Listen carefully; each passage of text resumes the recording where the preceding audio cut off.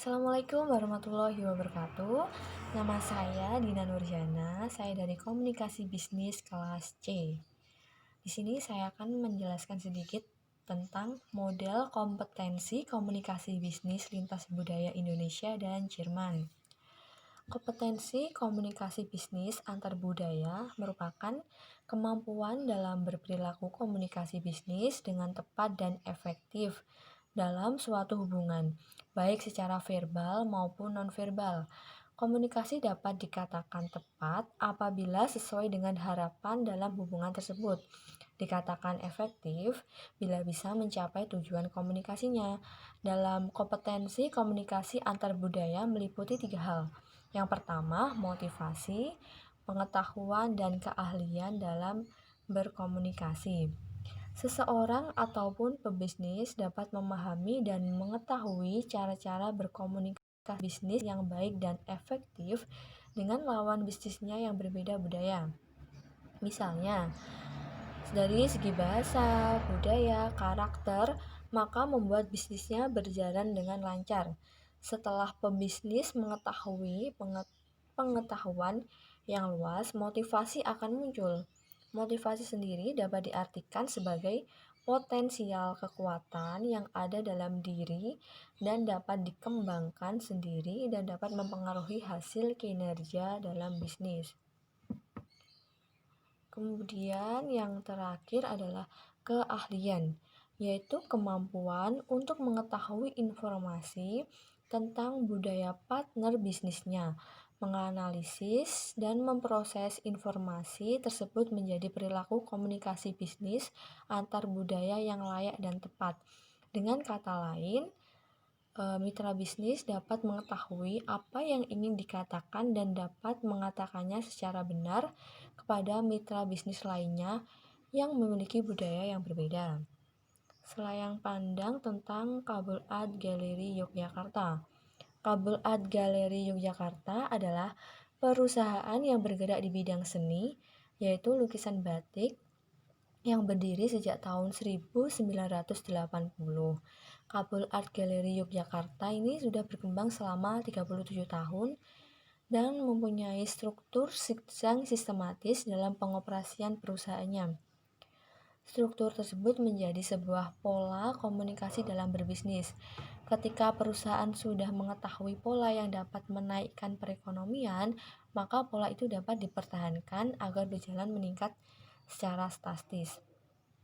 Menurut data yang diperoleh dari perusahaan Kabul Art Gallery, saat ini rata-rata 90% pelanggan terdiri dari warga negara asing, 30% orang Jerman, dan 10% dari warga Indonesia. Omset pun telah mencapai miliaran rupiah per tahun. Maka dari itu pentingnya komunikasi serta pelayanan yang baik harus dilakukan. Hal tersebut guna meningkatkan kepuasan pelanggan dan memperluas pangsa pasar. Uniknya, tanpa melalui media internet, Kabul Art Gallery selalu mendapati satu bus setiap minggu. Pola komunikasi bisnis yang Kabul Art Gallery ambil yaitu melalui word of mouth ataupun dari mulut ke mulut, juga bermitra ataupun bekerja sama dengan agentur. Teoris Feedback and Wilhelm Coupert's kompetensi komunikasi antar budaya. Terdapat 3 komponen kompetensi keahlian budaya, antara lain motivasi komunikasi bisnis antar budaya, yang merupakan keinginan untuk membuat kesan yang bagus dalam berkomunikasi bisnis dengan orang yang berbeda budaya agar komunikasi dapat berjalan secara efektif. Yang kedua, pengetahuan komunikasi bisnis antar budaya, yaitu pengetahuan seseorang pebisnis dengan cara berkomunikasi bisnis yang baik dan efektif dengan pebisnis lainnya yang berbeda budaya. Yang ketiga, keahlian komunikasi bisnis antar budaya, yaitu kemampuan untuk mengetahui informasi tentang budaya mitra bisnisnya, dapat menganalisis dan memproses informasi tersebut menjadi perilaku komunikasi bisnis antar budaya yang layak dan tepat. Indikator yang digunakan untuk melihat kompetensi komunikasi bisnis antara penjual Indonesia dengan pemilih Jerman diadaptasi dari Spielberg dalam Sarnoff dan Porter antara lain. Yang pertama, motivasi komunikasi yang diukur melalui hal-hal yang mendukung motivasi komunikasi bisnis antar budaya.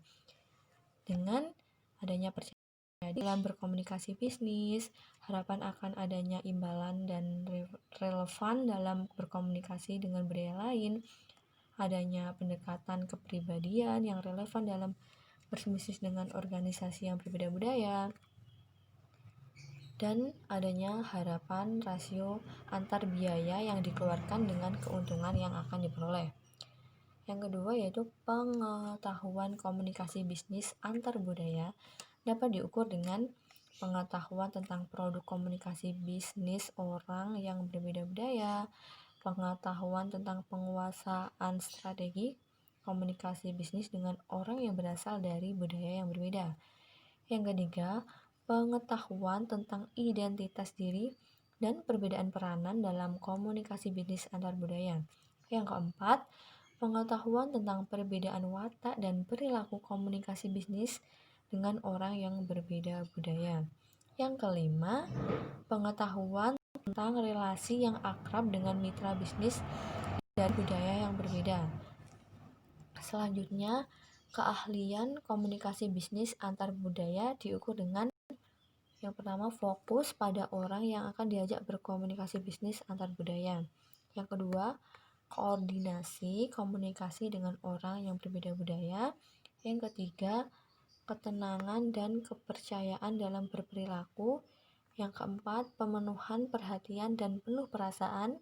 Yang kelima, adaptasi pembicaraan verbal dan non-verbal.